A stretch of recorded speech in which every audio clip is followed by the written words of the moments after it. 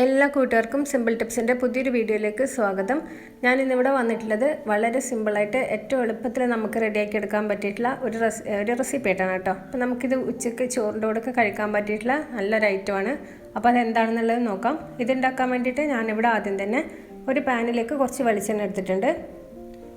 ഇത് നന്നായിട്ട് ചൂടായിട്ട് വന്ന സമയത്ത് ഇതിലേക്ക് ചെറിയൊരു ഉരുളക്കിഴങ്ങ് കേട്ടോ, ചെറിയ ഉരുളക്കിഴങ്ങാണ്. അതിനെ രണ്ടായി മുറിച്ചിട്ട് ഇതേപോലെ നേരിയതായിട്ട് കട്ട് ചെയ്തെടുക്കുക. തീരെ തിന്നായിട്ട് തന്നെ കട്ട് ചെയ്തെടുക്കുക, ഒരുപാട് കട്ടി ഉണ്ടാവരുത്. അപ്പോൾ ഈ ഒരു സൈസിലാണ് കട്ട് ചെയ്തെടുക്കാൻ വേണ്ടിയിട്ട്. ചെറിയൊരു ഉരുളക്കിഴങ്ങാണ് കേട്ടോ.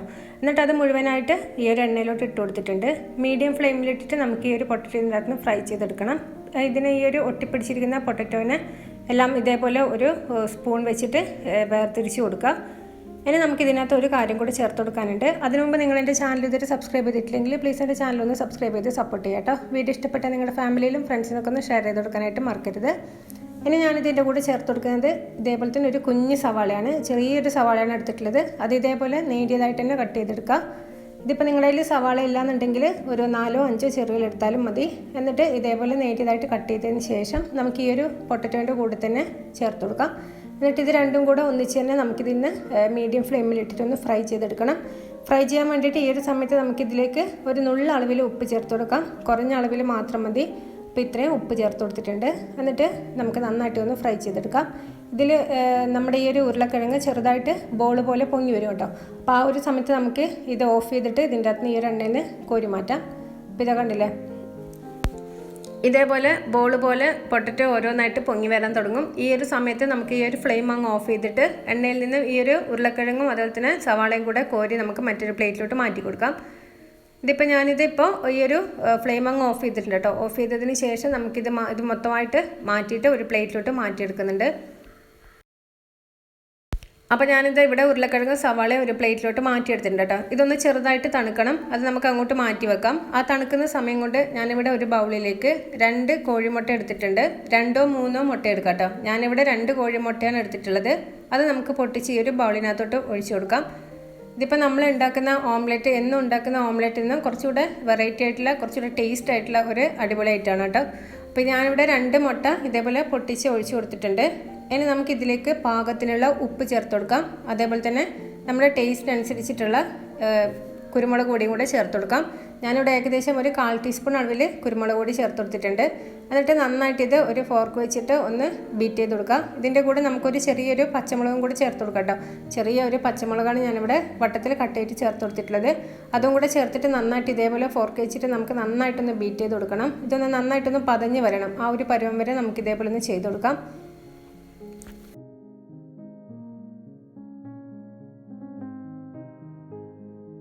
ഞാനിവിടെ ഏകദേശം നന്നായിട്ട് പതപ്പിച്ചെടുത്തിട്ടുണ്ട്. ഇതേപോലെ നല്ല നുര വരണം കേട്ടോ. നന്നായിട്ട് ഇതേപോലെ പതപ്പിച്ചെടുത്തതിന് ശേഷം നമ്മുടെ നേരത്തെ ഫ്രൈ ചെയ്ത് കോരി മാറ്റിയിട്ടുള്ള ഉരുളക്കിഴങ്ങും അതേപോലെ തന്നെ സവാളയും കൂടെ ഇതിനകത്തോട്ട് ചേർത്ത് കൊടുത്തിട്ടുണ്ട്. ഇനി ഞാൻ ഇതിൻ്റെ കൂടെ കുറച്ച് പച്ച സവാളയും കൂടെ ചേർത്ത് കൊടുത്തിട്ടുണ്ട്. അതൊരു ടേസ്റ്റിന് വേണ്ടിയിട്ട് ഒന്ന് ചേർത്ത് കൊടുത്തിട്ടുള്ളതാണ്. ഇനി ചേർത്ത് കൊടുത്തിട്ടില്ലെങ്കിലും കുഴപ്പമൊന്നുമില്ല. അപ്പോൾ ചെറിയ അളവിൽ മാത്രമേ ചേർത്ത് കൊടുത്തിട്ടുള്ളൂ. എന്നിട്ട് ഇതെല്ലാം കൂടെ നന്നായിട്ട് ഇതേപോലെ ഒന്ന് മിക്സ് ചെയ്ത് കൊടുത്തിട്ടുണ്ട്. ഇനി നമുക്ക് നേരെ ഇതൊന്ന് പൊരിച്ചെടുക്കാം. അപ്പോൾ അതിന് വേണ്ടിയിട്ട് ഞാനിവിടെ ഇപ്പോൾ എടുത്തിട്ടുള്ളത് അപ്പച്ചട്ടിയാണ് കേട്ടോ. അപ്പച്ചട്ടി തന്നെ വേണമെന്ന് നിർബന്ധമില്ല, നിങ്ങൾക്ക് വേണമെന്നെങ്കിൽ ദോശക്കല്ലിലൊക്കെ ചെയ്തെടുക്കാം. അപ്പോൾ ഞാനിതിലേക്ക് ഒരു 3/4 ടേബിൾ സ്പൂൺ അളവോളം വെളിച്ചെണ്ണ എടുത്തിട്ടുണ്ട്. വെളിച്ചെണ്ണ എന്ന് വെച്ചിട്ടുണ്ടെങ്കിൽ നമ്മൾ നേരത്തെ പൊട്ടറ്റോ ഫ്രൈ ചെയ്ത് കോരിയിട്ടുള്ള ആ എണ്ണ തന്നെയാണ് എടുത്തിട്ടുള്ളത് കേട്ടോ. എന്നിട്ട് നന്നായിട്ട് ചൂടായതിന് ശേഷം ലോ ഫ്ലെയിമിലോട്ട് മാറ്റി കൊടുത്തു. ലോ ഫ്ലെയിമിൽ മാറ്റി കൊടുത്തതിന് ശേഷം ഞാൻ ഈ ഒരു ബാറ്റർ കംപ്ലീറ്റ് ഇതിനകത്തോട്ട് ഒഴിച്ചു കൊടുത്തിട്ടുണ്ട്. ഫുള്ളായിട്ട് ഒഴിച്ചു കൊടുത്തിട്ട് നമ്മുടെ ആ ഒരു പൊട്ടറ്റോ എല്ലാ ഭാഗത്തും എത്തുന്ന രീതിയിലൊന്ന് നിരത്തി കൊടുക്കട്ടെ. എല്ലാ ഭാഗത്തും ആയിട്ടില്ല എന്നുണ്ടെങ്കിൽ എല്ലാ ഭാഗത്തും ഒരേപോലെ വരുന്ന രീതിയിൽ പൊട്ടറ്റോനൊന്ന് നിരത്തി കൊടുക്കുക. ഇതിപ്പോൾ എല്ലാ ഭാഗത്തും ഒരേപോലെ തന്നെ പൊട്ടറ്റോ ഉണ്ട്. എന്നിട്ട് അടച്ച് വെച്ചിട്ട് നമുക്ക് ലോ ഫ്ലെയിമിൽ തന്നെ ഇട്ടിട്ട് 1.5 മുതൽ 2 മിനിറ്റ് വരെയുള്ള സമയത്തൊന്ന് കുക്ക് ചെയ്തെടുക്കാം. ഒരുപാട് അടിഭാഗം മൊരിഞ്ഞു പോകാൻ പാടില്ല. അതുകൊണ്ട് തന്നെ നമുക്ക് ലോ ഫ്ലെയിമിൽ ചെയ്തിട്ട് വേണം കുക്ക് ചെയ്തെടുക്കാം. ഇനി ഇത് ഈ ഒരു സമയത്ത് ഒരു 2 മിനിറ്റൊക്കെ ആകുമ്പോൾ നമുക്കിത് തിരിച്ചിട്ട് കൊടുക്കണം. മുകൾ ഭാഗം നന്നായിട്ട് കുക്കായിട്ടുണ്ടാവില്ല കേട്ടോ. എന്നാലും നമ്മൾ ആ സമയത്ത് തന്നെ തിരിച്ചിട്ട് കൊടുക്കുക. മുകൾ ഭാഗം കൂടെ നന്നായിട്ട് കുക്കാവുന്നവരെ വെയിറ്റ് ചെയ്തിട്ടുണ്ടെങ്കിൽ നമ്മുടെ ഈ ഒരു അടിഭാഗം, മുട്ടയുടെ അടിഭാഗം നന്നായിട്ട് അങ്ങ് കരിഞ്ഞു പോകും. അപ്പോൾ അതിന് വേണ്ടിയിട്ട് വെയിറ്റ് ചെയ്യരുത്. ഇതിപ്പോൾ നമ്മൾ തിരിച്ചിട്ട് കൊടുത്തതിന് ശേഷം ഒരു 1/2 മിനിറ്റ് നേരത്തേക്ക് മാത്രം കുക്ക് ചെയ്താൽ മതി. അപ്പോഴേ നമുക്ക് പാകത്തിന് തന്നെ കുക്കായിട്ട് വന്നോളൂ. ഇനി ഇത് നമുക്കൊന്ന് തുറന്നു നോക്കാം. ഒരു 1/2 മിനിറ്റ് നേരം മാത്രമേ ഞാൻ വെച്ചിട്ടുള്ളൂ കേട്ടോ. എന്നിട്ട് അടച്ച് തന്നെ വെച്ചിട്ട് വേണം കുക്ക് ചെയ്തെടുക്കാൻ വേണ്ടിയിട്ട്. ഇനി നമുക്കിതൊന്ന് തിരിച്ചിട്ട് കൊടുക്കാം. ഇത്രയേ ഉള്ളൂ കേട്ടോ.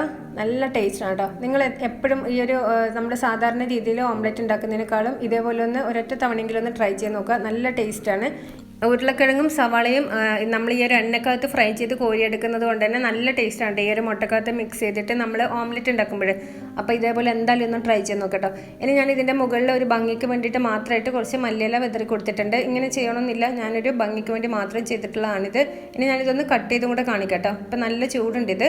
അപ്പോൾ ഞാനിതൊന്ന് കട്ട് ചെയ്തും കൂടെ കാണിക്കാം. അപ്പോൾ ഇന്നത്തെ റെസിപ്പി നിങ്ങൾക്ക് എല്ലാവർക്കും ഇഷ്ടപ്പെട്ടു വിചാരിക്കുന്നു. ഇഷ്ടപ്പെട്ട വീഡിയോ ലൈക്ക് ചെയ്യാനും ചാനൽ ഇതുവരെ സബ്സ്ക്രൈബ് ചെയ്തിട്ടില്ലെങ്കിൽ ചാനൽ സബ്സ്ക്രൈബ് ചെയ്യാനും മറക്കരുത്. അപ്പോൾ മറ്റൊരു പുതിയൊരു റെസിപ്പിയുമായി അടുത്ത ദിവസം കാണാം. ബൈ.